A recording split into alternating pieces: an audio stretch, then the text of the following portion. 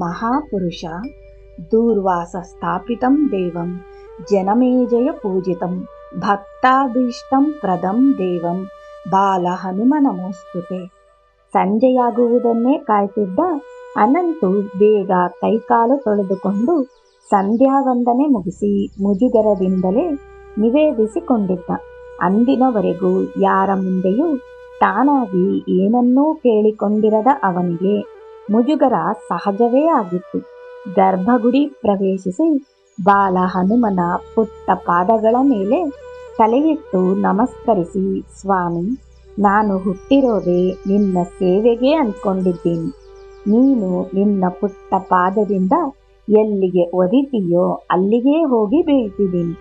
ಆದರೆ ಎಲ್ಲಿಗೆ ಹೋದರೂ ನಿನ್ನ ಸೇವೆಯಿಂದ ವಂಚಿತನಾಗೋ ಹಾಗೆ ಮಾಡಬೇಡ. ನೀನೆಲ್ಲಿರ್ತೀಯೋ ನನ್ನನ್ನು ಅಲ್ಲೇ ಇರುವಂತೆ ಮಾಡು. ನನಗ್ಯಾಕೆ ಹೀಗೆ ಕನಸಾಗ್ತಿದೆ? ನಾನು ಯಾರ ಸೇವೆ ಮಾಡಬೇಕು?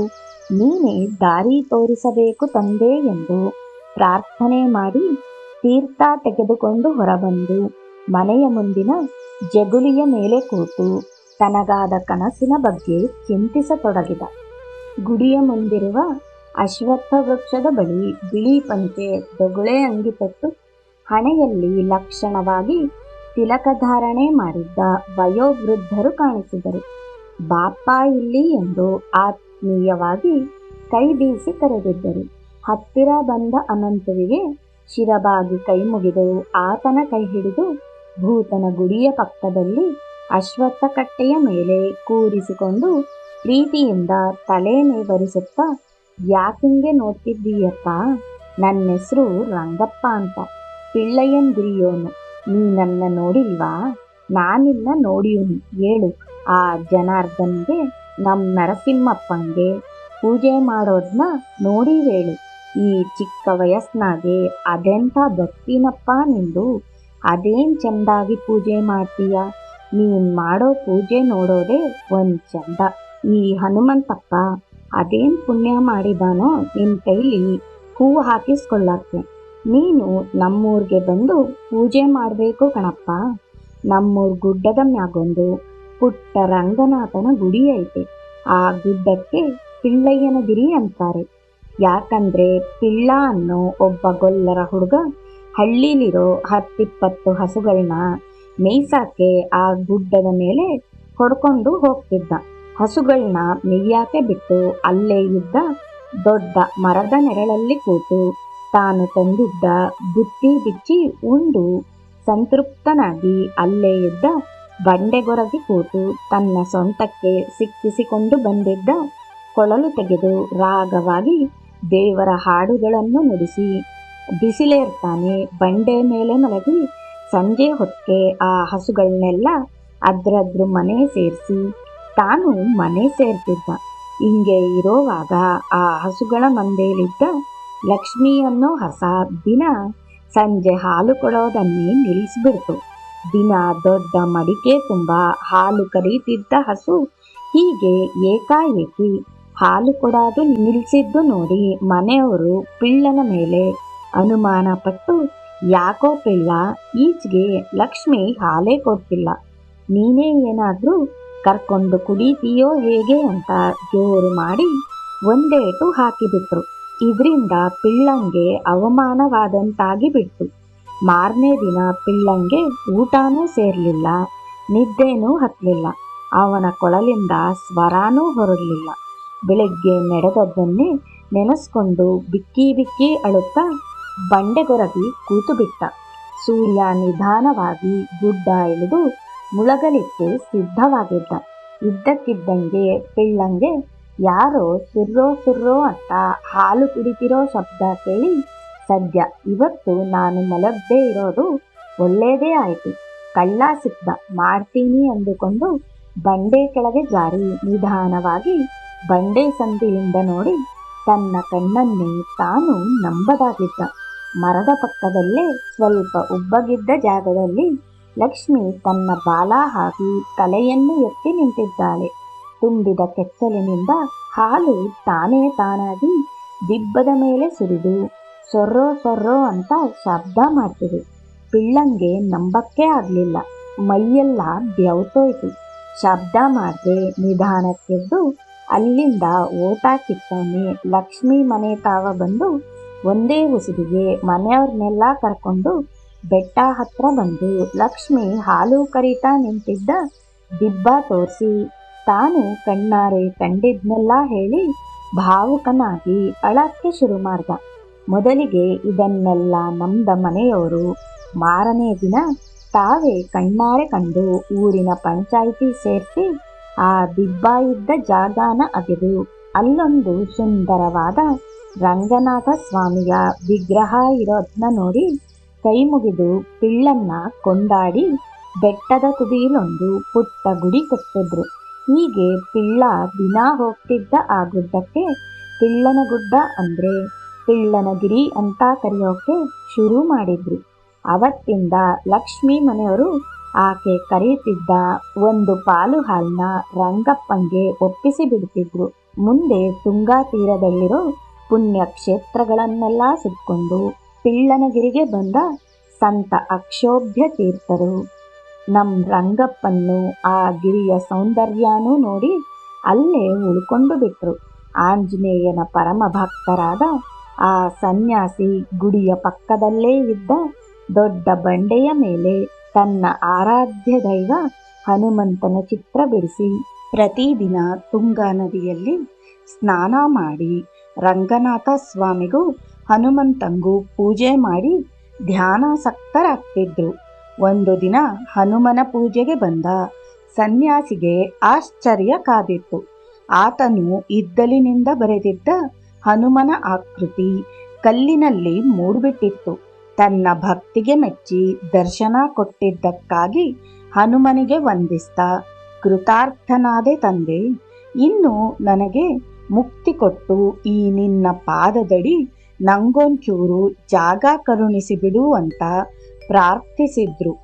ಹನುಮಂತನು ಕರುಣೆ ತೋರಿ ಅವರನ್ನ ತನ್ನ ಪಾದ ಸೇರಿಸ್ಕೊಂಡು ಸನ್ಯಾಸಿಗೂ ಪಾದದಲ್ಲೇ ಜಾಗ ಕೊಟ್ಟ.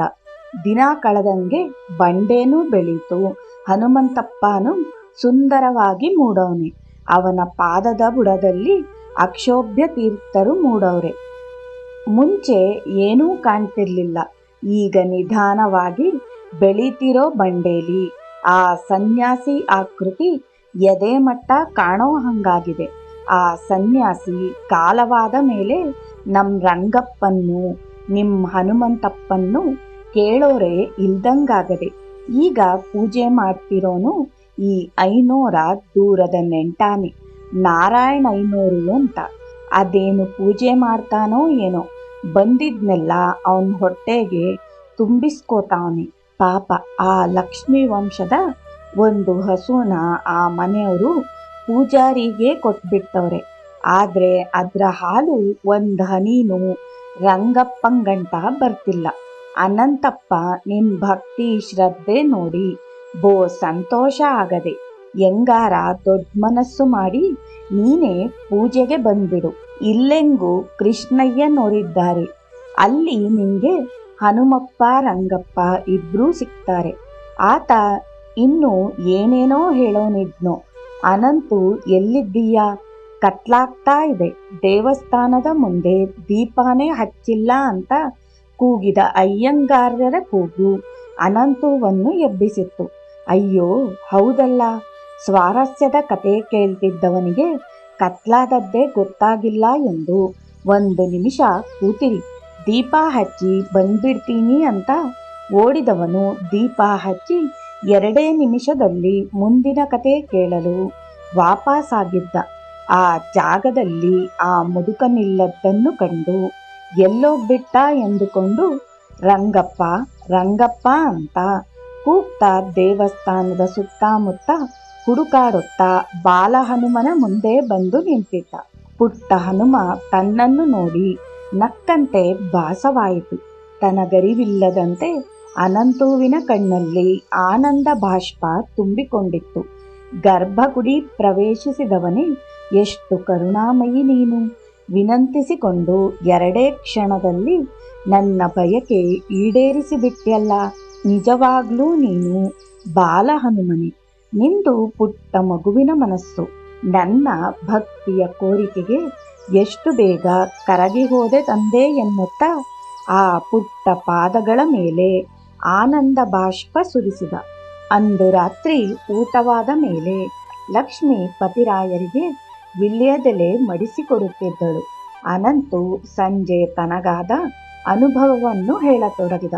ಲಕ್ಷ್ಮಿಯ ಕಣ್ಣು ತುಂಬಿ ಬಂದಿತ್ತು. ಅಣ್ಣಯ್ಯ ಎಂದು ಉದ್ಗರಿಸುತ್ತಾ ಅಣ್ಣನ ಪಾದಗಳಿಗೆರಗಿದಳು. ಕೃಷ್ಣಯ್ಯಂಗಾರ್ಯರು ಎದ್ದು ಬಂದು ಅನಂತುವನ್ನು ಅಪ್ಪಿ ಹಿಡಿದು, ಎಂಥ ಪುಣ್ಯವಂತನಯ್ಯ ನೀನು, ಸ್ವತಃ ರಂಗನಾಥನೇ ದರ್ಶನ ಕೊಟ್ನಲ್ಲ. ನಾನೂ ಇದ್ದೀನಿ, ನನಗೆ ಬುದ್ಧಿ ಬಂದಾಗಿನಿಂದ ಪೂಜೆ ಮಾಡ್ತಾನೇ ಇದ್ದೀನಿ. ಆದ್ರೆ ಅಂತ ಇನ್ನು ಏನೇನೋ ಹೇಳಲು ಹೊರಟ ಭಾವನನ್ನು ತಡೆದು, ಅನಂತು ಯಾಕೆ ಹೀಗೆ ನೊಂದುಕೋತೀರಿ ಭಾವ? ನೀವು ಮಹಿಮರೆ, ಯಾರಿಗೂ ಏನೂ ಕಮ್ಮಿಯಿಲ್ಲ. ನೀವು ನೀಡಿದ ಮಾರ್ಗದರ್ಶನದಿಂದ ತಾನೇ ಇಷ್ಟೆಲ್ಲ ಆಗಿದ್ದು.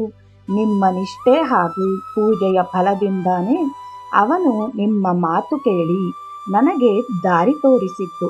ಅವನ್ನ ಕೇಳಿ ಎಷ್ಟು ಜನರಿಗೆ ನೀವು ಪರಿಹಾರ ಸೂಚಿಸಿಲ್ಲ, ಉದ್ಧಾರ ಮಾಡಿಲ್ಲ. ಇದು ಎಲ್ಲರಿಂದಾನೂ ಸಾಧ್ಯ ಆಗಲ್ಲ ಅಂದ. ಅನಂತುವಿನ ಈ ಮಾತುಗಳಿಂದ ದಂಗಾದ ಲಕ್ಷ್ಮಿ ಬೆರಗುಗಣ್ಣುಗಳಿಂದ ಅಣ್ಣನನ್ನೇ ನೋಡುತ್ತಾ ನಿಂತಿದ್ದಳು.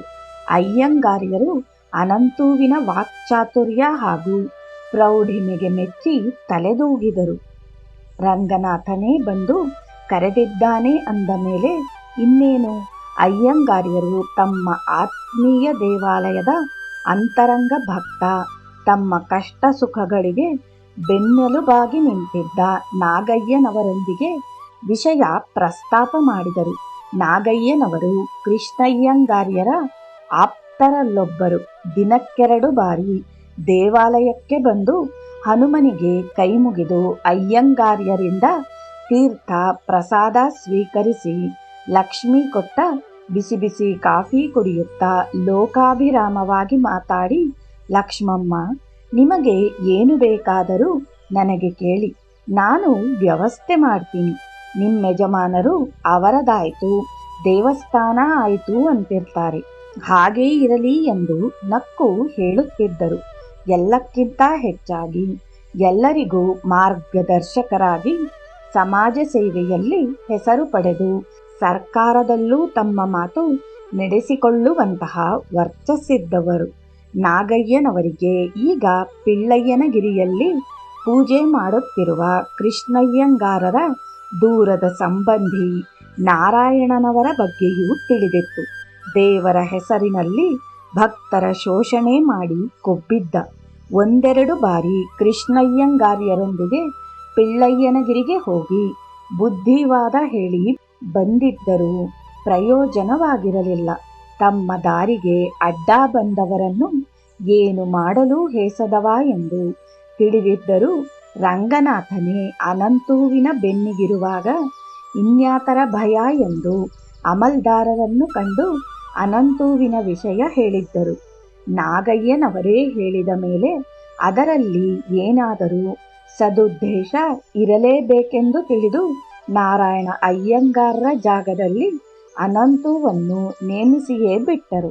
ಅನಂತು ಅಧಿಕಾರಿಗಳೊಂದಿಗೆ ಪಿಳ್ಳನಗಿರಿಗೆ ಹೋಗಿ ವಿದ್ಯುಕ್ತವಾಗಿ ರಂಗನಾಥನ ಸೇವೆಗೆ ನೇಮಕಗೊಂಡ. ನಾರಾಯಣ ಅಯ್ಯಂಗಾರ್ರಿಗೆ ಕೋಪ ನೆತ್ತಿಗೇರಿದ್ದರೂ ಇದರ ಹಿಂದೆ ನಾಗಯ್ಯನವರ ಕೈವಾಡ ಇರುವುದನ್ನು ತಿಳಿದು ತತ್ಕಾಲಕ್ಕೆ ಸುಮ್ಮನಾಗಿದ್ದರು. ಅವರ ಸ್ಥಿತಿ ಹಲ್ಲು ಕಿತ್ತ ಹಾವಿನಂತಾಗಿತ್ತು. ಅನಂತುವನ್ನು ಕಂಡಾಗಲೆಲ್ಲ ಸರಿಯಾಗಿ ಪಂಚೆ ಉಡಕ್ಕೆ ಬರದಿರೋರೆಲ್ಲ ಪೂಜೆಗೆ ಬಂದು ಬಿಡ್ತಾರೆ ಮುಂತಾಗಿ ಹೀಯಾಳಿಸುತ್ತಿದ್ದರೂ ಯಾವುದನ್ನು ಕಿವಿಗೆ ಹಾಕಿಕೊಳ್ಳದ ಅನಂತು ತಾನಾಯಿತು ತನ್ನ ರಂಗನಾಥನಾಯಿತೆಂದು ದಿನದಿಂದ ದಿನಕ್ಕೆ ಹೆಚ್ಚು ಹೆಚ್ಚು ಭಕ್ತರನ್ನು ಆಕರ್ಷಿಸುತ್ತಾ ಶ್ರದ್ಧೆಯಿಂದ ಸೇವೆ ಮಾಡುತ್ತಾ ಬಂದ. ದಿನ ಕಳೆದಂತೆ ಅವನ ವರ್ಚಸ್ಸು ಹೆಚ್ಚಿ ತೇಜಸ್ಸು ವೃದ್ಧಿಸತೊಡಗಿತು. ಎಷ್ಟು ಕಿರುಕುಳ ನೀಡಿದರೂ ಈ ಹುಡುಗ ತಮಗೆ ಸೆಡ್ಡು ಹೊಡೆದು ನಿಂತಿರುವುದು, ಹಳ್ಳಿಯ ಜನ ತಮಗೆ ಕವಡೆ ಕಿಮ್ಮತ್ತು ನೀಡದಿರುವುದು ನಾರಾಯಣಯ್ಯಂಗಾರರ ದ್ವೇಷ ಪರ್ವತಾಕಾರವಾಗಿ ಬೆಳೆಯುವಂತೆ ಮಾಡಿತ್ತು.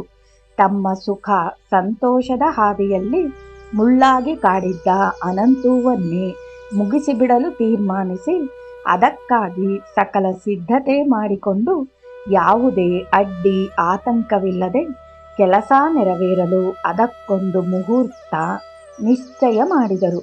ಎಂದಿನಂತೆ ಅನಂತು ಸ್ನಾನ ಸಂಧ್ಯಾವಂದನೆ ಮುಗಿಸಿ ಅಗ್ರೋದಕ ಪುಷ್ಪಾದಿಗಳನ್ನು ಬುಟ್ಟಿಯಲ್ಲಿಟ್ಟುಕೊಂಡು ರಂಗನಾಥನ ಧ್ಯಾನ ಮಾಡುತ್ತಾ ದಾಪುಗಾಲು ಹಾಕಿ ಗಿರಿಯೇರಿದ್ದ. ದೇವಾಲಯದ ಬಾಗಿಲು ತೆಗೆಯುವ ಮೊದಲು ಗುಡಿಗೊಂದು ಪ್ರದಕ್ಷಿಣೆ ಹಾಕುವ ರೂಢಿ ಮಾಡಿಕೊಂಡಿದ್ದ ಅನಂತು ಆನಂದದಿಂದ ನಿನ್ನ ನಂಬಿ ಬಂದೆ ಎನ್ನ ಕೈ ಬಿಡದಿರೋ ಗನ್ನ ಮಹಿಮನೆ ಶ್ರೀನಿವಾಸ ಎಂದು ಮನದಲ್ಲೇ ಗುಣುಗಿಕೊಳ್ಳುತ್ತಾ ಪ್ರದಕ್ಷಿಣಾಕಾರವಾಗಿ ದೇವಾಲಯದ ಹಿಂಭಾಗಕ್ಕೆ ಬಂದು ನಿತ್ಯ ವಿಧಿಯಂತೆ ಹನುಮನಿಗೆ ಕೈ ಮುಗಿಯಲು ಬಲಗೈಯನ್ನು ಹೃದಯದ ಮೇಲಿಟ್ಟುಕೊಂಡು ಕತ್ತೆತ್ತಿದಾಗ ಅಲ್ಲಿನ ದೃಶ್ಯವನ್ನು ನೋಡಿ ಬೆಚ್ಚಿ ಹೋದ. ಪನ್ನಗಶಯನ ಪನ್ನರಕ್ಷಕ ಎಂದುಕೊಳ್ಳುತ್ತಿದ್ದ ಭಜನೆಯ ಸಾಲು ಗಂಟಲಲ್ಲೇ ಉಳಿದುಕೊಂಡು ಬಿಟ್ಟಿತ್ತು. ದೊಣ್ಣೆ ಹಿಡಿದ ಕಪ್ಪು ಕೈಯೊಂದು ಹಿಂದಕ್ಕೆ ಹೋಗಿ ಹನುಮನ ಗುಡಿಯ ಬಾಗಿಲನ್ನು ಹಿಂದಕ್ಕೆ ಎಳೆದುಕೊಂಡಿತ್ತು. ಯಾರೋ ಕಳ್ಳರು ಸೇರ್ಕೊಂಡಿದ್ದಾರೆ, ಕೂಗಿಕೊಂಡರೆ ಜೀವಕ್ಕೆ ಅಪಾಯವಾಗಬಹುದೆಂದು ಯೋಚಿಸಿದ ಅನಂತು ಸಾವರಿಸಿಕೊಂಡು ಧೈರ್ಯ ತಾಳಿ ಉಸಿರು ಬಿಗಿ ಹಿಡಿದು ನಿಧಾನವಾಗಿ ಹನುಮನ ಗುಡಿಯ ಕೆಳಭಾಗಕ್ಕೆ ಬಂದ. ಹನುಮನ ಗುಡಿ ಸುಮಾರು 7-8 ಅಡಿಗಳ ಎತ್ತರದಲ್ಲಿದ್ದುದರಿಂದ ಕೆಳಗಿನ ಮಣ್ಣು ಗೋಡೆಗೆ ತಾಗಿ ನಿಂತ ಅನಂತು ಗುಡಿಯೊಳಗಿರುವವರಿಗೆ ಕಾಣುತ್ತಿರಲಿಲ್ಲ. ನಿಧಾನವಾಗಿ ಬೆವರೊರೆಸಿಕೊಳ್ಳುತ್ತಿದ್ದ ಅನಂತುವಿಗೆ ಒಳಗೆ ಅಡಗಿದ್ದವರು ಪಿಸಿಗುಡುತ್ತಿದ್ದುದು ಸ್ಪಷ್ಟವಾಗಿ ಕೇಳಿಸುತ್ತಿತ್ತು. ಏ ಉಸಾರು, ಆ ಹುಡುಗ ಬಂದ, ಇನ್ನೇನು ದೇವಸ್ಥಾನದ ಬಾಗ್ಲು ತೆಗಿತಾನೆ, ಇಂದಿಂದ ಹೋಗಿ ಗುರಿಯಿಟ್ಟು ಒಡಿಬೇಕು, ಒಂದೇ ಏಟ್ಗೆ ತಲೆ ಓಳಾಗಿ ಎಣ ಬೀಳ್ಬೇಕು, ಹೆಚ್ಚು ಕಡಿಮೆ ಆದ್ರೆ 500 ನಮ್ನ ಸುಮ್ಮನೆ ಬಿಡಾಕಿಲ್ಲ ತಿಳಿತಾ ಎನ್ನುತ್ತಾ ಒಸಿ ಇರು ಹುಡುಗ ಮುಂದಕ್ಕೆ ಒದ್ನ ನೋಡ್ತೀನಿ ಎನ್ನುತ್ತಾ ನಿಧಾನವಾಗಿ ಬಾಗಿಲು ಸರಿಸಿ ನೋಡುವುದು ಅನಂತು ಆತಂಕದಿಂದ ಕತ್ತೆತ್ತುವುದು ಒಂದೇ ಆಗಿತ್ತು. ಕಪ್ಪಾದ ಗಡುಸು ಮುಖ ನೋಡಿ ಅನಂತು ಕಂಗಾಲಾಗಿದ್ದ. ತನಗರಿವಿಲ್ಲದಂತೆ ಕೈಯಲ್ಲಿದ್ದ ಬುಟ್ಟಿ ಕೆಳಗೆ ಬಿದ್ದು ಬುಟ್ಟಿಯಲ್ಲಿದ್ದ ಹೂಗಳು ನೆಲದ ಮೇಲೆ ಚೆಲ್ಲಾಡಿ ಅಲ್ಲಿಂದಲೇ ಹನುಮನ ಪಾದಕ್ಕೆ ಅರ್ಪಿತವಾಗಿತ್ತು. ಇವರು ನನ್ನ ಕೊಲ್ಲಾಕ್ಕೆ ಬಂದಿರೋದು ಎನ್ನುತ್ತಾ ಅರಿತ ಅನಂತು ಹಿಂದಿರುಗಿ ನೋಡದೆ ಶಿವಮೊಗ್ಗದವರೆಗೂ ಓಡಿ ಬಂದಿದ್ದ. ಭಕ್ತರ ಭಕ್ತನನ್ನು ತನ್ನೊಡೆಯನ ಪೂಜೆಗಾಗಿ ಕಳಿಸಿಕೊಟ್ಟಿದ್ದ ಹನುಮ ಹಾಗೂ ತನಗಾಗಿ ಕರೆಸಿಕೊಂಡಿದ್ದ ರಂಗನಾಥ ಇಬ್ಬರೂ ಅನಂತುವಿನ ಕೈಬಿಡದೆ ಕಾಪಾಡಿದ್ದರು. ಇತ್ತ ಯಾರಿಗೂ ಅನುಮಾನ ಬಾರದೆಂದು ರಾತ್ರಿಯೇ ಶಿವಮೊಗ್ಗ ಸೇರಿದ್ದ ನಾರಾಯಣ ಅಯ್ಯಂಗಾರರಿಗೆ ಬೆಳಿಗ್ಗೆ 9 ಗಂಟೆಗೆ ಕೋಟೆ ಆಂಜನೇಯನ ಗುಡಿಗೆ ಬಂದು ಕೃಷ್ಣಯ್ಯಂಗಾರ್ ಹಾಗೂ ಲಕ್ಷ್ಮಿಯನ್ನು ಆತ್ಮೀಯವಾಗಿ ಮಾತನಾಡಿಸಿ ಅನಂತು ಪಿಳ್ಳಯ್ಯನಗಿರಿಗೆ ಹೋಗಿರುವುದನ್ನು ಖಚಿತಪಡಿಸಿಕೊಂಡು ಅನಂತುವನ್ನು ಹಾಡಿ ಹೊಗಳಿದ್ದ. ನಾರಾಯಣನಿಂದಾನೇ ಹೊಗಳಿಸ್ಕೋತಿದ್ದಾನಲ್ಲ ಅಣ್ಣಯ್ಯ ಎಂದು ಉಬ್ಬಿ ಹೋದ ಲಕ್ಷ್ಮಿ ಕೊಟ್ಟ ಕಾಫಿ ಹೀರಿ ಹೊರಗೆ ಬಂದಿದ್ದ. ಇಷ್ಟು ಹೊತ್ತಿಗೆ ಅವನ ಕತೆ ಮುಗಿದು ಹೋಗಿರುತ್ತೆ. ಮತ್ತೆ ಪಿಳ್ಳಯ್ಯನಗಿರಿ ಸಾಮ್ರಾಜ್ಯಕ್ಕೆ ನಾನೇ ಚಕ್ರವರ್ತಿ ಎಂದು ಬೀಗುತ್ತಾ ರಸ್ತೆ ಸೇರಿ ದೂರದಲ್ಲಿ ಅನಂತು ಓಡಿ ಬರುವುದನ್ನು ನೋಡಿ ನಿಧಾನವಾಗಿ ಜಾಗ ಖಾಲಿ ಮಾಡಿದ್ದ. ಆತಂಕದಿಂದ ಓಡೋಡಿ ಬಂದಿದ್ದ ಅನಂತುವಿನ ಮೈ ಬೆವೆತು ಉಟ್ಟ ಉತ್ತರೀಯವೆಲ್ಲ ತೊಯ್ದು ಹೋಗಿತ್ತು. ಮನೆಯ ಬಾಗಿಲಲ್ಲಿ ಏದುಸಿರು ಬಿಡುತ್ತಾ ನಿಂತ ಅಣ್ಣನನ್ನು ನೋಡಿ ಲಕ್ಷ್ಮಿ ಗಾಬರಿಯಾಗಿ, ಯಾಕೋ ಅಣ್ಣಯ್ಯ, ಏನಾಯಿತು? ಪಿಳ್ಳಯ್ಯನಗಿರಿಗೆ ಹೋಗ್ಲಿಲ್ವಾ? ಇಷ್ಟು ಬೇಗ ಬಂದ್ಬಿಟ್ಟಿದ್ದೀಯಾ ಎಂದು ಆತಂಕದಿಂದ ಪ್ರಶ್ನೆ ಕೇಳಲಾರಂಭಿಸಿದಳು. ಅನಂತುವಿನ ಬಾಯಿ ಗಂಟಲು ಒಣಗಿ ಹೋಗಿತ್ತು. ಗಂಟಲಿನಿಂದ ಸ್ವರ ಹೊರಡದಾಗಿತ್ತು. ಸುಸ್ತಾಗಿದ್ದ ಅನಂತು ತಂಗಿಗೆ ನೀರು ತರುವಂತೆ ಕೈ ಸನ್ನೆ ಮಾಡಿ ಜಗುಲಿಯ ಮೇಲೆ ಕುಸಿದು ಕುಳಿತು ಬಿಟ್ಟ. ಏದುಸಿರು ಇನ್ನೂ ನಿಂತಿರಲಿಲ್ಲ. ಹಣೆಯಿಂದ ಬೆವರು ಹರಿಯುತ್ತಿತ್ತು. ಗಾಬರಿಯಿಂದ ಲಕ್ಷ್ಮಿ ಏನೂಂದ್ರೆ ಎಂದು ಜೋರಾಗಿ ಕೂಗಿಕೊಂಡು ಪ್ರದಕ್ಷಿಣೆ ಮಾಡುತ್ತಿದ್ದವರೊಬ್ಬರಿಗೆ ಬೇಗ ಇವರನ್ನ ಕರೀರಪ್ಪ ಎಂದು ಹೇಳಿ ನೀರು ತರಲು ಒಳಗೋಡಿದಳು. ಹೊರಗಿನ ಗಲಾಟೆ ಕೇಳಿ ಬಂದ ಕೃಷ್ಣಯ್ಯಂಗಾರ್ಯರು ಬಿಸಿಲಲ್ಲಿ ಏದುಸಿರು ಬಿಡುತ್ತಾ ಬೆವೆತು ಕುಳಿತಿರುವ ಅನಂತುವನ್ನು ನೋಡಿ ಏನೋ ಅಚಾತುರ್ಯ ನಡೆದಿರಬಹುದೆಂದುಕೊಂಡು ಕೈ ಹಿಡಿದು ಬಲವಂತವಾಗಿ ಒಳಗೆ ಕರೆದುಕೊಂಡು ಹೋದರು. ಲಕ್ಷ್ಮಿ ಬಲವಂತವಾಗಿ ಕುಡಿಸಿದ ನೀರಿನಿಂದ ಸ್ವಲ್ಪ ಚೇತರಿಸಿಕೊಂಡ ಅನಂತು ಕಣ್ಣಲ್ಲಿ ನೀರು ತುಂಬಿಕೊಂಡು ಪಿಳ್ಳಯ್ಯನಗಿರಿಯಲ್ಲಿ ನಡೆದುದೆಲ್ಲವನ್ನೂ ವಿವರಿಸಿದ. ಅನಂತುವಿನ ಕತೆ ಕೇಳಿದ ಲಕ್ಷ್ಮಿ ಕಣ್ಣೀರಿಡುತ್ತಾ ಕುಸಿದಳು. ಕೃಷ್ಣಯ್ಯಂಗಾರ್ಯರು ಮೂಕ ವಿಸ್ಮಿತರಾದರು. ಅಣ್ಣಯ್ಯನ್ನ ಎಲ್ಲೂ ಕಳಿಸೋದು ಬೇಡ ಅಂದ್ರೆ ಅವನು ನಮ್ಮ ಕಣ್ಮುಂದೇನೆ ಪೂಜೆ ಮಾಡ್ಕೊಂಡಿರ್ಲಿ. ಅವನು ಜೀವಂತವಾಗಿ ಇದ್ರೆ ಸಾಕು. ಏನಾದ್ರೂ ಸಾಧಿಸೋದಿದ್ರೆ ಇಲ್ಲೇ ಸಾಧಿಸಲಿ. ಆ ರಂಗನಾಥನ ಪೂಜೆಗೆ ಬೇಕಾದ್ರೆ ನೀವು ಹೋಗಿ ಎಂದು ಹೇಳುತ್ತಾ ಅಳುತ್ತಿದ್ದ ಲಕ್ಷ್ಮಿಯನ್ನು ಜೋರಾಗಿ ನಕ್ಕ ಅನಂತು ತಡೆದ.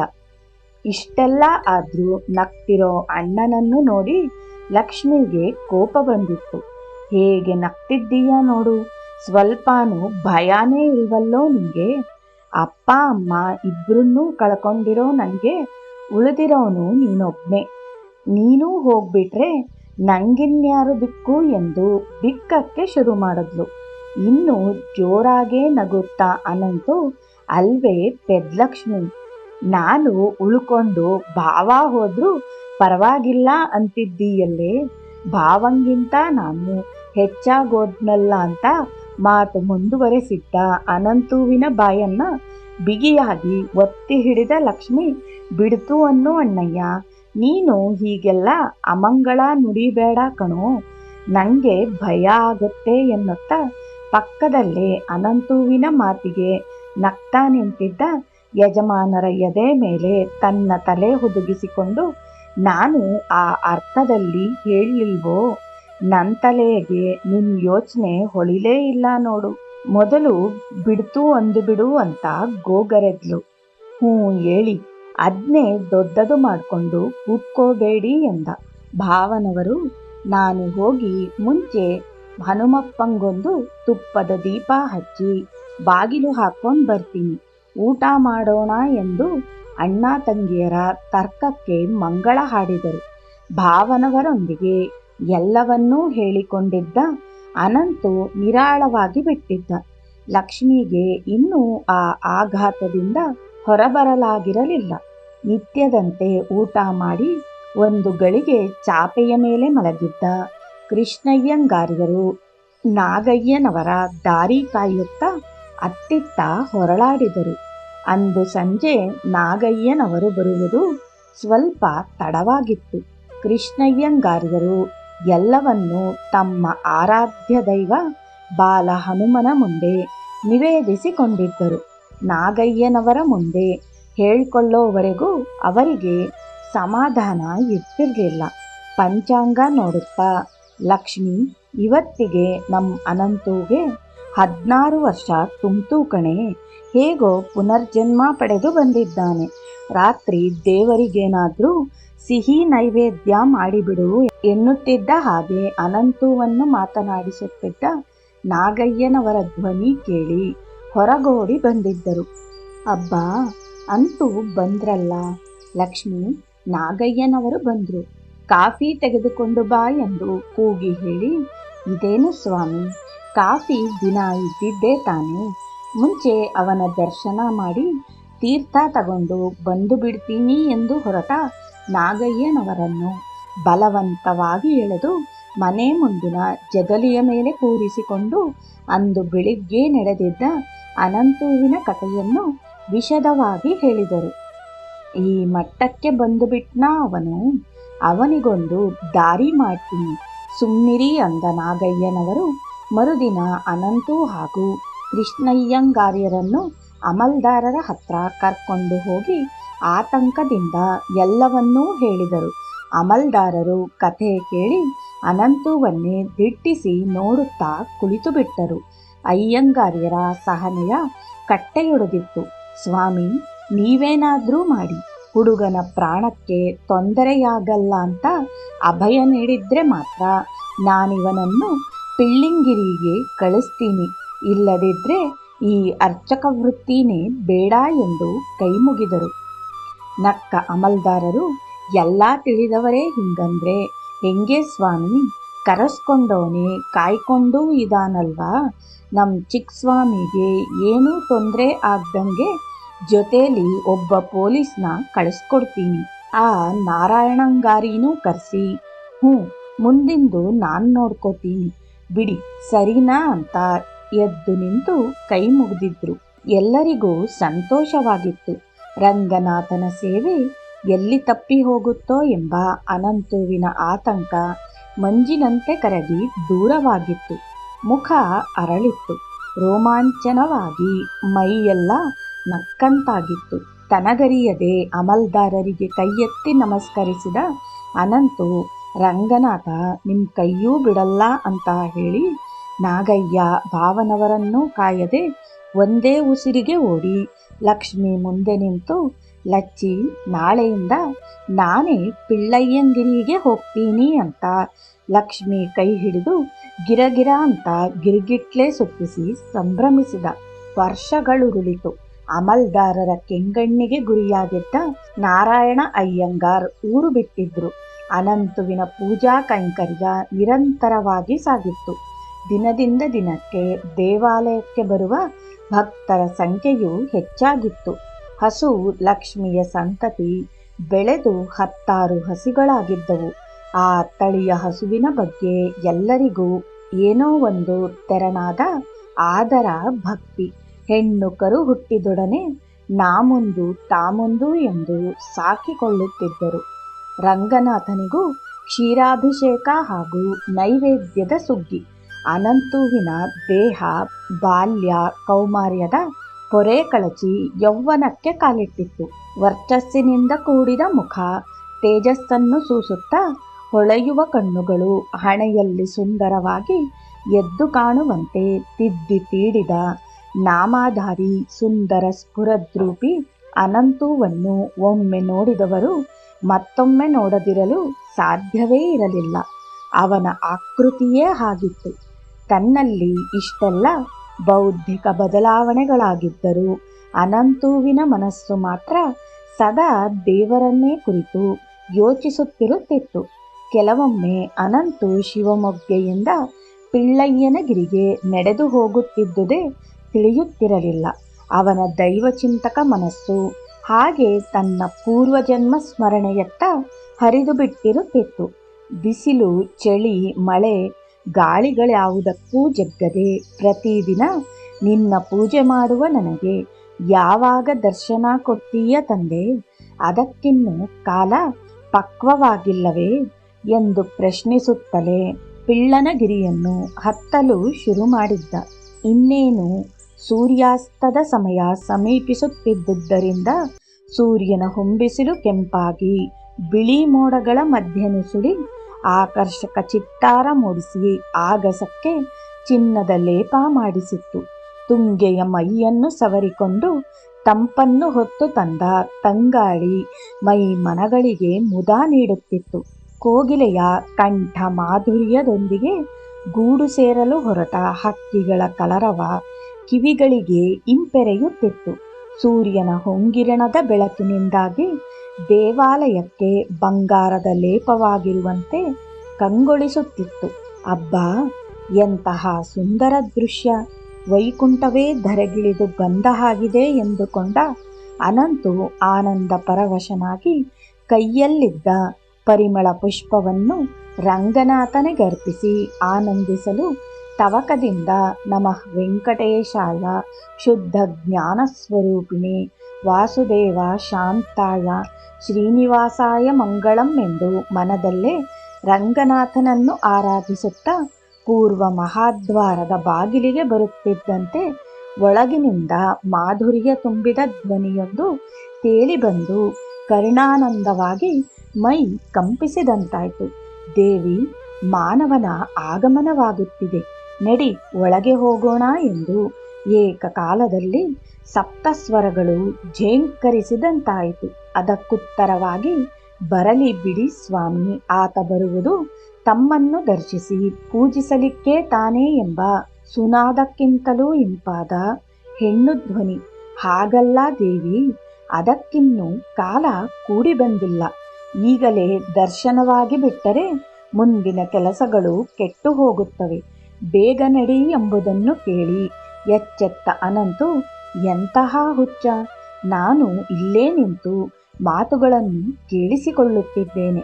ತಡ ಮಾಡಿದರೆ ದೈವ ದರ್ಶನವು ತಪ್ಪಿ ಹೋಗುತ್ತದೆ ಎಂದು ತಡಮಾಡದೆ ಮಹಾದ್ವಾರ ದಾಟಿ ಬಂದಿದ್ದ ಅನಂತುವಿಗೆ ಮೈಯೆಲ್ಲ ರೋಮಾಂಚನವಾಗಿತ್ತು. ತನ್ನ ಕಣ್ಣುಗಳನ್ನೇ ನಂಬದಾಗಿದ್ದ.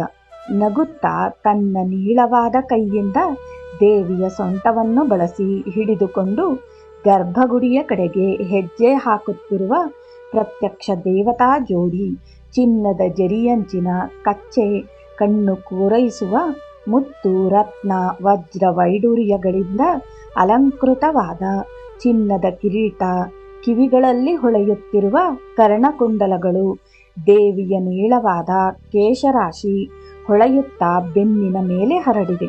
ರತ್ನ ಖಚಿತ ಕೈಬಳೆಗಳು, ನೂಪುರದ ಗಲ್ಗಲ್ ಶಬ್ದ, ದೇವಿಯುಟ್ಟಿದ್ದ ಹೊಳೆವ ಪೀತಾಂಬರದ ಸೆರಗು ಹಾವಿನಂತೆ ಹರಿದಾಡುತ್ತಾ ಹಿಂಬಾಲಿಸುತ್ತಿದೆ. ಇನ್ನೇನು ಗರ್ಭಗುಡಿ ಪ್ರವೇಶಿಸಿ ಬಿಡುತ್ತಿದ್ದವರನ್ನು ದೇವರೇ, ಭಗವಂತ, ದಯಾಮಯ, ಕರುಣಾಸಾಗರ, ಅನಾಥರಕ್ಷಕ ಎಂದು ಅನೇಕ ನಾಮಗಳಿಂದ ಕರೆದು ಒಂದೇ ಒಂದು ಕ್ಷಣ ಹಿಂತಿರುಗಿ ನೋಡುವಂತೆ ಮಾಡಲು ಬಾಯಿ ತೆರೆದನಾದರೂ ಸ್ವರ ಹೊರಡಲಿಲ್ಲ. ನೋಡುತ್ತಿದ್ದಂತೆ ಸರಸರನೆ ನಡೆದು ಹೋದವರು ಕ್ಷಣಾರ್ಧದಲ್ಲಿ ಗರ್ಭಗುಡಿ ಸೇರಿ ಅದೃಶ್ಯರಾಗಿದ್ದರು. ಗರುಡ ಗಂಬದ ಬಳಿ ರಂಗನಾಥ ಪದ್ಮಾವತಿಯರ ಪಾದ ಸ್ಪರ್ಶವಾಗಿದ್ದ ಸ್ಥಳದ ಮೇಲೆ ತಲೆಗಿಟ್ಟು ಅದೆಷ್ಟೋ ಹೊತ್ತು ಆನಂದ ಬಾಷ್ಪ ಸುರಿಸಿದ್ದನೋ ಅನಂತು. ಕೊನೆಗೆ ಅನಂತುವಿನ ಆನಂದ ಬಾಷ್ಪ ಕಣ್ಣೀರಾಗಿ ಹರಿದಿತ್ತು. ಭಗವಂತನ ಮುಖದರ್ಶನವಾಗಲಿಲ್ಲವಲ್ಲ, ಎಂತಹ ಪಾಪಿ ನಾನು! ರಂಗನಾಥನ ಕೈಂಕರ್ಯದಲ್ಲೇನಾದರೂ ಲೋಪವೆಸಗುತ್ತಿದ್ದೇನಾ ಎಂದು ರೋಧಿಸುತ್ತಿದ್ದ ಅನಂತುವಿಗೆ ಆತನ ಅಂತರಂಗವೇ ಉತ್ತರಿಸಿತ್ತು. ಎಂತಹ ಪೆದ್ದ ನೀನು! ಪಾಪಿಯಾಗಿದ್ದರೆ ದೈವದ ಹಿಂಭಾಗದ ದರ್ಶನವಾದರೂ ಆಗುತ್ತಿತ್ತೆ. ಪಾಮರನಾಗಿದ್ದರೆ ದೈವವಾಣಿಯನ್ನು ಕೇಳಿಸಿಕೊಳ್ಳಲು ಸಾಧ್ಯವಾಗುತ್ತಿತ್ತೆ. ಆ ದಯಾಮಯನೇ ಹೇಳಿದ್ದಾನಲ್ಲ, ದರ್ಶನಕ್ಕೆ ಇನ್ನೂ ಕಾಲ ಕೂಡಿ ಬಂದಿಲ್ಲ ಅಂತ. ಹಾಗಾದರೆ ಮುಂದೊಂದು ದಿನ ಅಂತಹ ಸುದೈವವಿದೆ ಎಂದಾಯಿತು. ಆ ಮಹಾತಾಯಿಗೆ ನನ್ನ ಮೇಲೆ ಅದೆಂತಹ ಅಕ್ಕರೆ ಪ್ರೀತಿ! ಆಕೆಯಿಂದಾದರೂ ತನಗೆ ದೈವ ದರ್ಶನ ಪ್ರಾಪ್ತಿ ಆಗೇ ಆಗುತ್ತದೆ ಎಂದು ಸಮಾಧಾನ ಮಾಡಿಕೊಂಡು ಎದ್ದು ಗರುಡಗಂಬದ ಕಟ್ಟೆಯ ಹತ್ತಿರ ಮಂಡಿಯೂರಿ ಕೂತು ದೇವಾನುದೇವತೆಗಳಿಬ್ಬರೂ ಕುಳಿತಿದ್ದ ಸ್ಥಳವನ್ನು ನವಿರಾಗಿ ಸ್ಪರ್ಶಿಸುತ್ತಾ ತಾನು ತಂದಿದ್ದ ತುಳಸಿ ಪುಷ್ಪಗಳನ್ನು ಕಟ್ಟೆಯ ಮೇಲೆ ಸುರಿದು ದೀರ್ಘದಂಡ ನಮಸ್ಕಾರ ಮಾಡಿ ಅನ್ಯಮನಸ್ಕನಾಗಿ ಶಿವಮೊಗ್ಗಗೆ ಹೊರಟ. ಇತ್ತ ಕತ್ತಲಾಗಿ ಸ್ವಲ್ಪ ಹೊತ್ತಾದರೂ ಬಾರದಿದ್ದ ಅಣ್ಣನಿಗಾಗಿ ಲಕ್ಷ್ಮಿ ಪರಿತಪಿಸುತ್ತಿದ್ದಳು. ಜಗುಲಿಯ ಮೇಲೆ ಕುಳಿತು ಕೃಷ್ಣಯ್ಯಂಗಾರ್ಯರು ನಾಗಯ್ಯನವರೊಂದಿಗೆ ಮುಂದಿನ ಉತ್ಸವದ ವ್ಯವಸ್ಥೆಯ ಬಗ್ಗೆ ಚರ್ಚಿಸುತ್ತಿದ್ದರು. ಅಚಾನಕ್ಕಾಗಿ ದೇವಾಲಯಕ್ಕೆ ಬಂದಿದ್ದ ಸರಾಫ್ ಸುಬ್ಬಣ್ಣ ಹಾಗೂ ಮಗ ರಾಮಯ್ಯ ಶೆಟ್ಟರನ್ನು ನೋಡಿ ಅಯ್ಯಂಗಾರ್ಯರು ಇಂದು ಶುಕ್ರವಾರವೋ ಶನಿವಾರವೋ ಎಂದು ಯೋಚಿಸಲಾರಂಭಿಸಿದ್ದರು. ಏಕೆಂದರೆ ಸುಬ್ಬಣ್ಣನವರು ಪ್ರತಿ ಶನಿವಾರ ಸಂಜೆ ದೇವಾಲಯಕ್ಕೆ ಬಂದು ಹೋಗುತ್ತಿದ್ದರು. ನಾಗಯ್ಯನವರ ಕುಶಲೋಪರಿ ವಿಚಾರಿಸಿದ ಸುಬ್ಬಣ್ಣನವರು ಕೃಷ್ಣಯ್ಯಂಗಾರ್ಯರಿಗೆ ನಮಸ್ಕರಿಸಿ, ಹನುಮಪ್ಪಂಗೆ ಒಂದು ಮಂಗಳಾರತಿ ಮಾಡಿಬಿಡಿ ಸ್ವಾಮಿ, ನಮ್ಮ ರಾಮುಗೆ ಒಂದು ಸಂಬಂಧ ಬಂದಿತ್ತು, ಮಾತುಕತೆ ಮುಗಿಸಿ ಬಂದಿದ್ದೀನಿ, ತಮಗೂ ವಿಷಯ ತಿಳಿಸಿ ಹೋಗೋಣ ಅಂತ ಬಂದೆ ಎಂದು ಅರ್ಚನೆ ಮಂಗಳಾರತಿ ಮಾಡಿಸಿ ತೀರ್ಥ ಪ್ರಸಾದ ತೆಗೆದುಕೊಂಡು ಉತ್ಸವಾದಿಗಳ ವಿವರ ಪಡೆದು ಹಣ ಕಳಿಸಿಕೊಡುವ ವಾಗ್ದಾನ ಮಾಡಿ ಹೋದರು. ರಾಮಯ್ಯ ಶೆಟ್ಟರ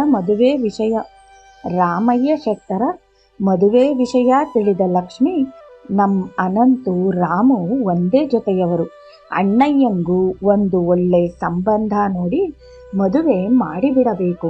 ನಂಗಾಗ್ಲೇ 3 ಮಕ್ಕಳಾಯ್ತು, ಅಣ್ಣಯ್ಯಂಗಿನ್ನೂ ಮದುವೆನೇ ಇಲ್ಲ ಎಂದು ದುಗುಡದಿಂದ, ಏನು ಅಂದ್ರೆ ಎಷ್ಟೊತ್ತಾಯ್ತು, ಇನ್ನೂ ಅಣ್ಣಯ್ಯ ಬರಲಿಲ್ವಲ್ಲ ಎನ್ನುತ್ತಿರುವಾಗಲೇ ಅನಂತು ಬಾಗಿಲಿಗೆ ಬಂದಿದ್ದ. ಯಾಕೋ ಇಷ್ಟೊತ್ತು ಎಂದ ತಂಗಿಗೂ ಉತ್ತರ ಕೊಡದೆ ಅನಂತು ಒಳಗೆ ಹೋಗಿದ್ದ.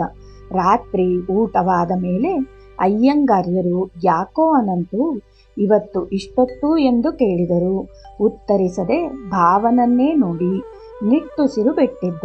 ಭಯಪಡಬೇಡ, ಏನಿದ್ರೂ ಧೈರ್ಯವಾಗಿ ಹೇಳು ಅಂದಾಗ ಸಂಜೆ ತನಗಾದ ಅನುಭವವನ್ನು ವಿವರಿಸಿದ.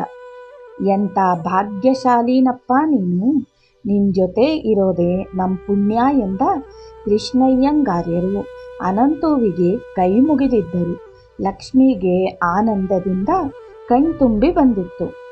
ಎಂಥ ಯೋಗ ನೋಡು, ನಿಂಗೆ ದೈವ ದರ್ಶನವಾದ ದಿನ ನಾವಿಲ್ಲಿ ನಿನಗೆ ಮದುವೆ ಮಾಡುವ ಮಾತಾಡಿದ್ವಿ. ಅನಂತು ಸುಬ್ಬಣ್ಣನವರ ಮಗ ರಾಮುಗೆ ಮದುವೆ ಗೊತ್ತಾಯ್ತಂತೆ. ಸ್ವಲ್ಪ ಗಟ್ಟಿಯಾಗಿರುವಾಗಲೇ ನಿಂಗೂ ಒಂದು ಮದುವೆ ಮಾಡಿಬಿಡಬೇಕು ಅಲ್ವೇನೆ ಎಂದು ಲಕ್ಷ್ಮಿಯ ಕಡೆ ನೋಡಿ ನಕ್ಕ ಅಯ್ಯಂಗಾರ್ಯರು ಅನಂತುವಿನ ಪ್ರತಿಕ್ರಿಯೆಗಾಗಿ ಅವನತ್ತ ನೋಡಿದರು. ಯಾವುದಕ್ಕೂ ಪ್ರತಿಕ್ರಿಯಿಸದ ಅನಂತು ಎದ್ದು ಹೋಗಿ ಹಾಸಿಗೆಯ ಮೇಲೆ ಉರುಳಿದ. ಎಷ್ಟು ಹೊತ್ತಾದರೂ ನಿದ್ದೆ ಹತ್ತಲಿಲ್ಲ. ಸಂಜೆ ಕಂಡ ದೃಶ್ಯಗಳೇ ಕಣ್ತುಂಬಿ ಬರುತ್ತಿತ್ತು. ಇದೆಲ್ಲದರ ಮಧ್ಯೆ ಅನಂತುವಿನ ಮನಸ್ಸಿನಲ್ಲಿ ಮತ್ತೊಂದು ಪ್ರಶ್ನೆ ತಲೆ ಹಾಕಿತ್ತು. ತನಗೆ ಹಿಂಬದಿಯಿಂದ ದರ್ಶನ ಕೊಟ್ಟವರು ರಂಗನಾಥ ಪದ್ಮಾವತಿಯರೋ ಅಥವಾ ತನ್ನ ಹನುಮನ ಆರಾಧ್ಯ ದೈವ ಶ್ರೀರಾಮ ಸೀತೆಯರೋ? ತನ್ನ ಮನದಾಳದಿಂದೆದ್ದ ಪ್ರಶ್ನೆಯಿಂದಾಗಿ ನಗು ಬಂದಿದ್ದರೂ ಯಾರಿರಬಹುದೆಂದು ಯೋಚಿಸುತ್ತಲೇ ಹೊರಳಾಡುತ್ತಿದ್ದ. ಅದ್ಯಾವಾಗಲೂ ನಿದ್ದೆ ಹತ್ತಿತ್ತು. ಮನಸ್ಸಿನ ಈ ಎಲ್ಲ ಗೊಂದಲಗಳಿಗೆ ಕಾರಣವಾಗಿದ್ದ ದೇವರೇ ಕನಸಿನಲ್ಲಿ ಉತ್ತರವನ್ನು ಕೊಟ್ಟಿದ್ದ. ಅನಂತುವಿಗೆ ಕನಸಿನಲ್ಲಿ ಶ್ರೀಮನ್ನಾರಾಯಣನ ದಶಾವತಾರದ ದರ್ಶನವಾಗಿತ್ತು. ತಟ್ಟನೆದ್ದು ಕುಳಿತು ಅನಂತು, ಹೌದಲ್ವಾ, ಎಂಥ ಪೆದ್ದ ನಾನು, ದೇವನೊಬ್ಬ ನಾಮ ಹಲವು ಅನ್ನೋ ಸತ್ಯವನ್ನೇ ಮರೆತು ಬಿಟ್ಟೆ ಅಂತ ನಕ್ಕಿದ್ದ. ಲಕ್ಷ್ಮಿಯ ಹೆಣ್ಣು ಮಕ್ಕಳಿಬ್ಬರಿಗೂ ಮದುವೆಯಾಗಿತ್ತು. ಕಾಕತಾಳೀಯವಾಗಿ ಇಬ್ಬರ ಹೆಸರು ಶ್ರೀನಿವಾಸ ಅಯ್ಯಂಗಾರ್ರೆ. ದೊಡ್ಡವರು ಅರಣ್ಯ ಇಲಾಖೆಯಲ್ಲಿ ಕೆಲಸಕ್ಕಿದ್ದರು. ಎರಡನೆಯವರದು ಅರ್ಚಕ ವೃತ್ತಿಯಾದ್ದರಿಂದ ಕೃಷ್ಣಯ್ಯಂಗಾರ್ ತಮಗೆ ಸಹಾಯವಾಗಲೆಂದು ಮನೆಯಲ್ಲೇ ಇಟ್ಟುಕೊಂಡಿದ್ದರು. ಶ್ರೀನಿವಾಸ ಅಯ್ಯಂಗಾರ್ಯರಿಗೆ ಅನಂತು ಎಂದರೆ ಅಚ್ಚುಮೆಚ್ಚು. ಮಾವಯ್ಯ ಎಂದು ಕರೆಯುತ್ತಾ ಅನಂತುವಿಗೂ ಮಾವನವರಿಗೂ ಸಹಾಯ ಮಾಡಿಕೊಂಡಿದ್ದರು. ಕೃಷ್ಣಯ್ಯಂಗಾರ್ಯರಿಗೆ ಸ್ವಲ್ಪ ಆರೋಗ್ಯ ಸರಿ ಇಲ್ಲದಿದ್ದುದರಿಂದ ಅನಂತುವಿನ ಮೇಲೆ ಸ್ವಲ್ಪ ಹೆಚ್ಚು ಹೊರೆ ಬಿದ್ದಿತ್ತು. ಪಿಳ್ಳಯ್ಯನಗಿರಿ ಹಾಗೂ ಹನುಮನ ಪೂಜೆಯ ಹೊಣೆ ಅವನ ಮೇಲೆಯೇ ಬಿತ್ತು. ರಾತ್ರಿ ಮಲಗಿದ್ದ ಕೃಷ್ಣಯ್ಯಂಗಾರ್ಯರಿಗೆ ಇನ್ನೂ ನಿದ್ದೆ ಹತ್ತಿರಲಿಲ್ಲ. ಅನಂತು ನರಳುತ್ತಿರುವುದನ್ನು ನೋಡಿ ಎದ್ದು ಬಂದವರು ಹಣೆ ಮುಟ್ಟಿ ನೋಡಿ ಜ್ವರ ಏನೋ ಎಂದುಕೊಂಡು ಯಾಕೆ ನರಳ್ತಿದ್ದಾನೆ ಅಂತ ಸೂಕ್ಷ್ಮವಾಗಿ ನೋಡಿದರು. ಅಯ್ಯಂಗಾರ್ಯರ ಕಣ್ಣುಗಳಲ್ಲಿ ನೀರು ತುಂಬಿಕೊಂಡಿತ್ತು. ಅನಂತುವಿನ ಹಿಮ್ಮಡಿಗೆ ಕಲ್ಲೊಂದು ಬಡಿದು ರಕ್ತ ಹೆಪ್ಪುಗಟ್ಟಿತ್ತು. ಅನಂತು ಎಂದು ಮೃದುವಾಗಿ ಮೈದಡವಿ, ಕಾಲು ನೋವೇನು ಹೇಳಲೇ ಇಲ್ಲ ಎಂದು ಹೇಳಿ ವಿಳೆದೆಲೆಗೆ ಹರಳೆಣ್ಣೆ ಹಚ್ಚಿ ಬಿಸಿ ಮಾಡಿ ಕಾವು ಕೊಟ್ಟು ಪಟ್ಟು ಹಾಕಿ, ಸ್ವಲ್ಪ ಹುಷಾರಾಗಿ ಓಡಾಡೋ, ಎಚ್ಚರವಾಗಿರುವಾಗೆಲ್ಲ ಸದಾ ಭಗವಂತನ ನಾಮಸ್ಮರಣೆ ಮಾಡ್ತಿರ್ತೀಯ, ನಿನಗೆ ನಿನ್ನ ನೋವಿನ ಬಗ್ಗೆ ಗಮನ ಎಲ್ಲಿರುತ್ತೆ ಹೇಳು ಎಂದು ನಗುತ್ತಾ ಹೇಳಿದ್ದರು. ಮಾರನೆಯ ದಿನ ಬೆಳಿಗ್ಗೆ ಸರಾಫ್ ಸುಬ್ಬಣ್ಣನವರ ಆಳೊಬ್ಬನನ್ನು ಕರೆಸಿಕೊಂಡು ಸೈಕಲ್ ಮೇಲೆ ಪಿಳ್ಳಯ್ಯನಗಿರಿಗೆ ಕಳಿಸಿದ್ದರು. ಆದರೂ ಅಯ್ಯಂಗಾರ್ಯರಿಗೆ ಸಮಾಧಾನವಾಗಿರಲಿಲ್ಲ. ಮಧ್ಯಾಹ್ನದ ಊಟವಾದ ಮೇಲೆ ಎಲ್ಲರನ್ನೂ ಕರೆದ ಕೃಷ್ಣಯ್ಯಂಗಾರ್ ತಮ್ಮ ದೃಢ ನಿರ್ಧಾರ ತಿಳಿಸಿದರು. ಇನ್ನು ಮೇಲೆ ಶ್ರೀನಿವಾಸನೇ ಪಿಳ್ಳಂಗಿರಿಗೆ ಪೂಜೆಗೆ ಹೋಗಲಿ. ಅವನು ಎಲ್ಲ ಕಲ್ತಿದ್ದಾನೆ. ಇತ್ತೀಚೆಗೆ ನನಗೆ ಕೈಲಾಗ್ತಿಲ್ಲ. ಅನಂತು ಇಲ್ಲೇ ಇದ್ದು ಎಲ್ಲ ನೋಡ್ಕೊಳ್ಳಿ. ಅಯ್ಯಂಗಾರರ ಮಾತಂದ್ರೆ ಮುಗೀತು. ಯಾರೂ ಎದುರಾಡ್ತಿರ್ಲಿಲ್ಲ. ಅದು ಹಾಗೆ ಸಮಂಜಸವಾಗಿರ್ತಿತ್ತು. ಈ ದಿಢೀರ್ ನಿರ್ಧಾರದಿಂದ ಅನಂತುಗೆ ಬೇಜಾರಾಗಿದ್ರೂ ತೋರಿಸ್ಕೊಳ್ಳದೆ ನಿಧಾನವಾಗಿ ಶ್ರೀನಿವಾಸನ ಹತ್ತಿರಕ್ಕೆ ಸರಿದುಕೊಂಡು ಆತನ ಕಿವಿಯಲ್ಲಿ ನಿಧಾನವಾಗಿ ನಮ್ಮ ರಂಗನಾಥನ್ನ ಚೆನ್ನಾಗಿ ನೋಡ್ಕೋ ಶ್ರೀನಿವಾಸು ಎಂದು ಶ್ರೀನಿವಾಸನ ಕೈಗಳನ್ನು ಬಿಗಿಯಾಗಿ ಹಿಡಿದುಕೊಂಡಿದ್ದ ಅನಂತುವಿನ ಕಣ್ಣಲ್ಲಿ ನೀರು ತುಂಬಿಕೊಂಡಿತ್ತು. ಅನಂತುವಿನ ಆತಂಕವನ್ನು ಅರ್ಥ ಮಾಡಿಕೊಂಡ ಭಾವನವರು ನಗುತ್ತಾ, ಯೋಚನೆ ಮಾಡಬೇಡವೋ, ನಿಂಗೆ ಹೇಳಿಕೊಟ್ಟ ಹಾಗೆ ಅವನಿಗೂ ಎಲ್ಲ ಹೇಳ್ಕೊಟ್ಟಿದ್ದೀನಿ. ಚೆನ್ನಾಗಿ ನೋಡ್ಕೊಳ್ಳೋ ನಂಬಿಕೆ ನನ್ಗಿಲ್ದಿದ್ರೆ ಕಳಿಸ್ತಿದ್ನೇನೋ ಅಂತ ಸಮಾಧಾನ ಮಾಡಿದ್ರು. ದಿನ ಓಡಾಡೋದ್ಯಾಕೆ ಅಂತ ನಾಗಯ್ಯನವರ ಹತ್ರ ಮಾತಾಡಿ ವಾಸಕ್ಕೆ ಪಿಳ್ಳಯ್ಯಂಗಿರಿಲೇ ಒಂದು ಮನೆ ವ್ಯವಸ್ಥೆ ಮಾಡಿಸಿಕೊಟ್ಟರು. ಶ್ರೀನಿವಾಸನು ನೇಮನಿಷ್ಠೆಯಿಂದ ರಂಗನಾಥನ ಸೇವೆ ಮಾಡಿಕೊಂಡು ಬಂದು ಮುಂದೆ ಪಿಳ್ಳಂಗಿರಿ ಶ್ರೀನಿವಾಸಯ್ಯಂಗಾರೆಂದು ಪ್ರಸಿದ್ಧರಾದರು. ಇಂದಿಗೂ ತಮ್ಮ 96ರ ವೃದ್ಧಾಪ್ಯದಲ್ಲೂ ಸದಾ ದೇವರ ಸ್ಮರಣೆ ಮಾಡಿಕೊಂಡು ಅನಂತರಾಮು ಅಯ್ಯಂಗಾರ್ಯರ ಎಲ್ಲ ದೇವತಾ ಕಾರ್ಯಗಳಲ್ಲಿ ಒತ್ತಾಸೆಯಾಗಿದ್ದುದರ ಹಾಗೂ ಹನುಮನ ಎಲ್ಲ ಲೀಲೆ ಪವಾಡಗಳ ಪ್ರತ್ಯಕ್ಷ ಸಾಕ್ಷಿಯಾಗಿದ್ದರು. ತನ್ನ ಕೈಗಳಿಂದ ಬಾಲಹನುಮನ ಕೈಂಕರ್ಯ ಆರಂಭವಾದ ಮೇಲೆ ಅನಂತುವಿನ ಸಂತೋಷಕ್ಕೆ ಪಾರವೇ ಇಲ್ಲದಂತಾಗಿತ್ತು. ದೊಡ್ಡ ಊರು, ಭಕ್ತರ ಸಂಖ್ಯೆಯು ಹೆಚ್ಚಾಗಿದ್ದರಿಂದ ಅನಂತುವಿನ ಉತ್ಸಾಹವು ಇಮ್ಮಡಿಯಾಗಿತ್ತು. ದಿನದಿಂದ ದಿನಕ್ಕೆ ಆಕರ್ಷಣೆ ಹೆಚ್ಚಿ ಭಕ್ತರ ಸಂಖ್ಯೆಯು ಹೆಚ್ಚಾಗಿತ್ತು. ಸೋಮವಾರ, ಗುರುವಾರ, ಶನಿವಾರಗಳು ಪವಿತ್ರವೆಂದು ಬರುತ್ತಿದ್ದ ಭಕ್ತರನ್ನು ಪ್ರತಿದಿನ ಬಂದು ದೇವರ ದರ್ಶನ ಮಾಡುವಂತೆ ಆಕರ್ಷಿಸಿದ್ದ.